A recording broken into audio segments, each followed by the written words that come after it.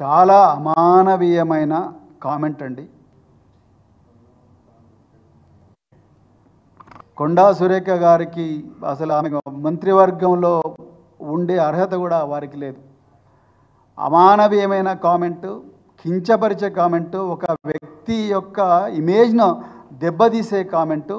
దీని మీద తప్పకుండా లీగల్ చర్యలు కూడా ఉంటాయి. ఇట్లా నోరు మూసుకొని కూర్చోరు తెలంగాణ ప్రజలు. నేను మళ్ళీ రిపీట్ చేస్తున్నా, మేము మళ్ళీ ఇప్పుడు కూడా చెప్తున్నా, మా పార్టీ నాయకులు కేటీఆర్ గారు పీడిత ప్రజల కోసం రాత్రింబవళ్ళు పోరాడుతూ ఉన్నారు.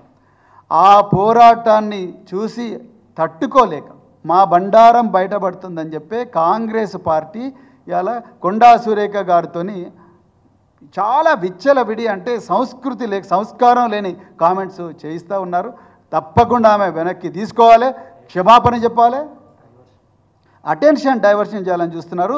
ఆమె తప్పకుండా క్షమాపణ చెప్పాలి. క్షమాపణ చెప్పేదాకా మేము అన్ని లీగల్ ఆప్షన్స్ కూడా ఎక్స్ప్లోర్ చేస్తాం, ప్రజల ముందర పెడతాం. తప్పకుండా వారు దాన్ని వెనక్కి తీసుకోవాల్సిందే, వెనక్కి తీసుకోవాలని డిమాండ్ చేస్తున్నాం. ఏమాత్రం కూడా అంటే మాటల్లో చెప్పలేనంత అమానవీయమైన, సంస్కారం లేని కామెంట్ కొండా సురేఖ గారు చేస్తున్నారు. వాళ్ళ కాంగ్రెస్ సంస్కృతికి అద్దం పడుతున్నది ఆమె చేసే కామెంట్.